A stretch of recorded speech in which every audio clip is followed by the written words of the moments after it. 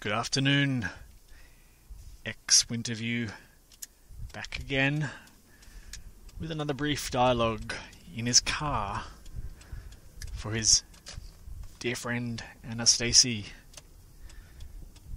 This brief dialogue is on being a person, being an individual. It is commonly reported in thought and feeling that I am a person. I exist separately and independently of everything else in the world. I am, in essence, an individual, an island. I was born, I'm now living. One day I will die. This is the nutshell version of life as a human.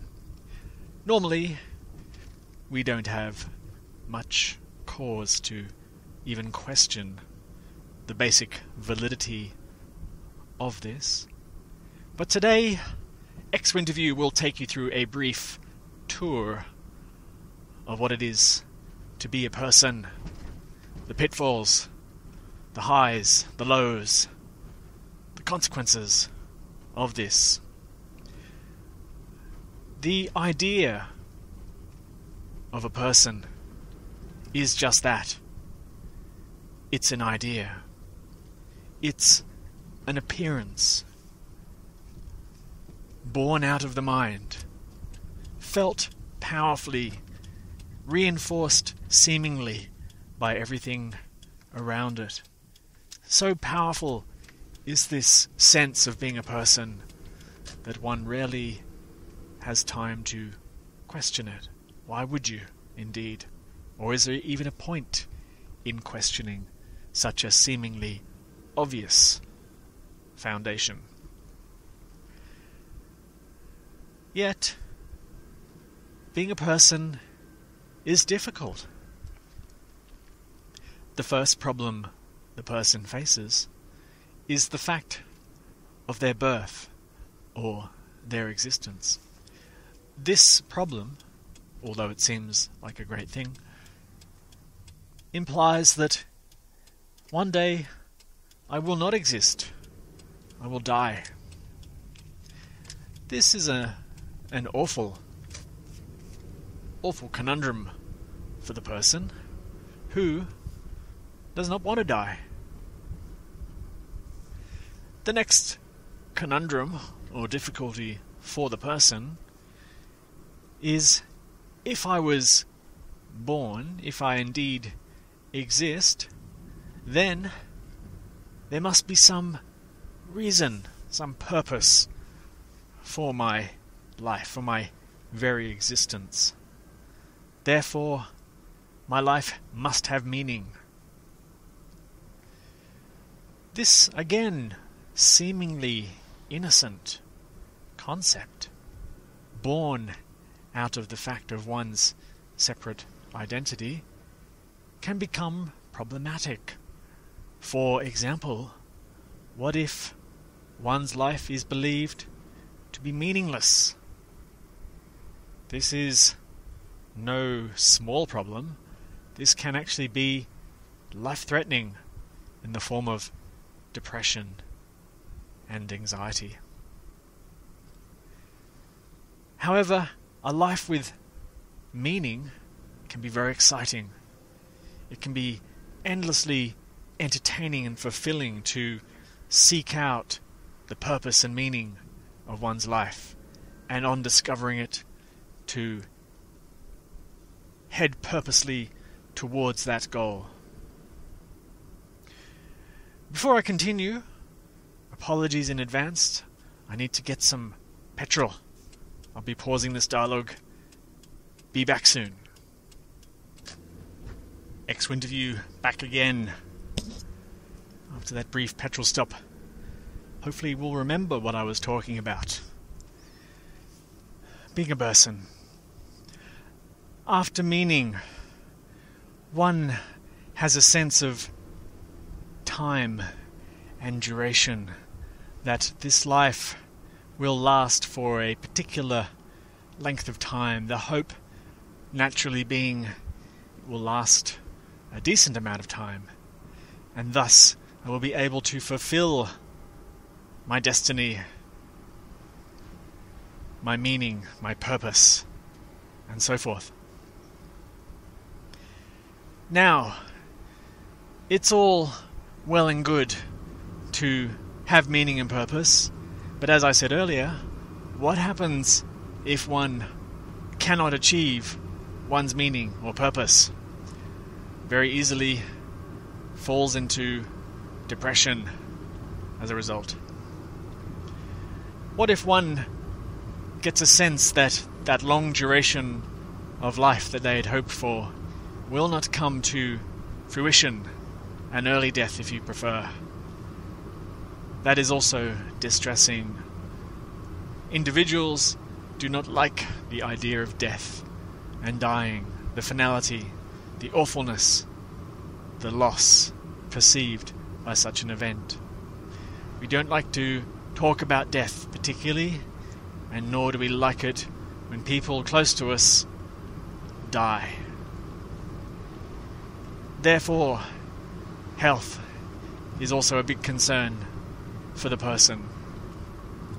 Anything that the individual can do to improve their health will be highly prized, highly valued. Anything that removes it will be avoided, not liked. Which brings us to the next part of being a person. We value certain things. The individual values that which will preserve life, which will inflate self-esteem, which will bring about feelings of well-being. These are often based on our reference points, our ideas and beliefs, which I've talked about in another brief dialogue. So we tend to seek that which confirms and reinforces our own deep-set beliefs and reference points. We seek that because we value it. Anything we value, we naturally seek out. The idea that we might extend in terms of our life beyond the point of death does appeal to some people, and is in fact a belief held by many people in the culture, such that it is conceptualized that there must be a soul, maybe inside the body somewhere, that will perpetuate in a heaven somewhere far away on death, or, if you've been naughty, hell. The idea of non-existence, as I said earlier, is completely aberrant. The other idea that people often have as people, and this ties into value, is the idea that a person can improve or enhance themselves in some way. This idea is very prevalent in Western societies, where the endeavour is to engage in some activity to improve the person. This could be fitness, diet on a physical level, or it could be examining one's personality, beliefs and attitudes on a more mental, metaphysical level. This could be to beautify oneself, to appear youthful, to appear desirable, etc. Anything of value we will seek out. The person, therefore, can be conceptualized as a seeker of value, things that are valued. For some, the search takes on what is called the search for spirituality eventually, because most seekers, being relatively intelligent, will eventually realize that the world and all its appeals and benefits is ultimately limited in what it can offer. One can work hard and earn money, tone their body up, liposuck their fat, enhance breasts, tuck bottoms, develop abs, have a winning smile, and so forth, which all have value, but as we know, usually short-lasting. The idea of an improvement in the spiritual realm seems somewhat more appealing and more mature in a way, and we seek, therefore, to understand the metaphysical or non-physical realms in such a way that it might enhance. This is the so-called spiritual search that people engage in. The spiritual search takes on many wide and varied techniques. We could start on a metaphysical, energetic level, where people seek to unblock trapped emotions and negativity in the energetic systems of the body through energy work, through working on meridians and chakras and so forth. Some people get very attracted to the idea of mental powers, psychic powers, telepathy, remote viewing, third eye stuff, and they seek to develop metaphysical abilities in this domain because of the hoped for advantage and value they perceive in this activity. Some people are stricken with negative feelings of self-worth and guilt and shame their entire lives from particularly awful and traumatic upbringings. It is hoped that somehow spirituality and the spiritual pursuit will allow them to find a way to release this negativity or find forgiveness. And on that subject of forgiveness, it can become very popular to seek out a guru figure, a deity, etc., who one can so-called in some way devote themselves to, again in the hope that this will impart some type of benefit. Spirituality can take on a more Zen-like flavour, where people explore the mind, shunning the very structures of their own mind, disregarding the content of the world as trivial, looking towards the void, the space beyond mind, as an answer to their problems. People can get very sidetracked into very unusual and esoteric forms of spirituality through the promise of some special gift that might be imparted, or to be just thought of as special in general, to raise their self-esteem, to connect with a disembodied spirit from another realm who might channel wisdom, could be seen as an attempt in that direction. All the while, the benefit is for the individual, for the person, a seeking energy that never stops, it is never satisfied. The person, the imagined person, the imagined individual is that very seeking energy. There cannot be a person without that seeking. The naive belief for the person or the seeker is that one day an answer will be found in the search itself that will satisfy that seeking tendency, which will be of such value that it will silence all seeking once and for all. The person lives in a permanent state of discomfort, because the person, in essence, is an artificial construct.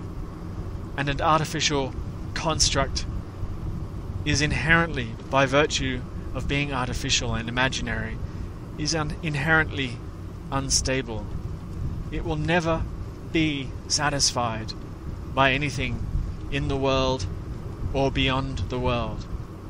And that is the awful truth.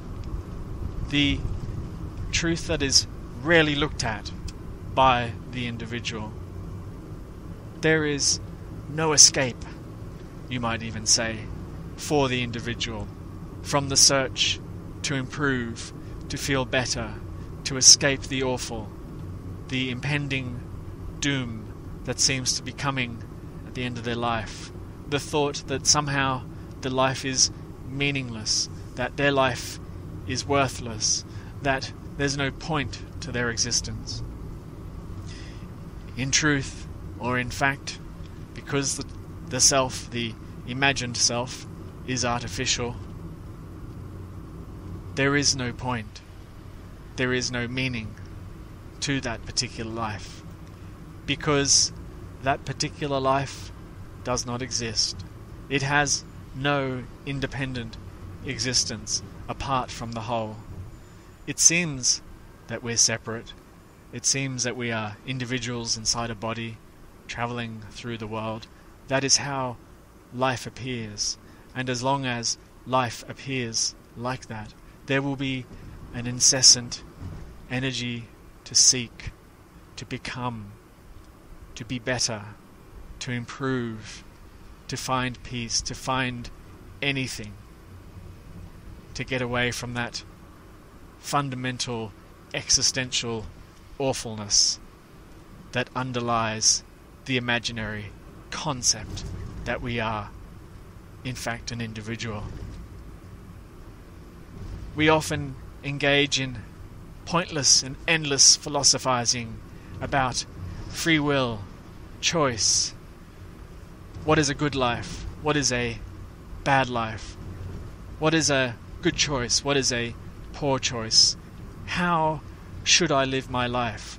What magnificent point of reference can I find in the world that I can latch onto, that will give me security, that will end this search once and for all, which will quieten that discomfort, that disquiet even, in the mind and the body? How can I get there? What do I need to do? I will do anything. And if I can't, I'm going to feel bad about it. I'm going to tune it out. I'm going to block it out. I'm going to take drugs. I'm going to take alcohol. I'm going to pretend I don't care. I'm going to just go crazy, go mad, go insane. I'll do anything but be an individual trapped with no hope and no meaning. I'll go the opposite way. I'll make meaning. I'll make a life that is filled with point and purpose and direction and future and benefit. I will be that person.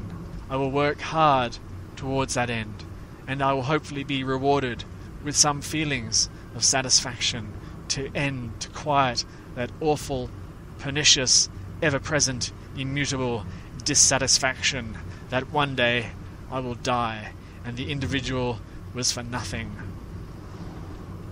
That is the awful side of being an individual.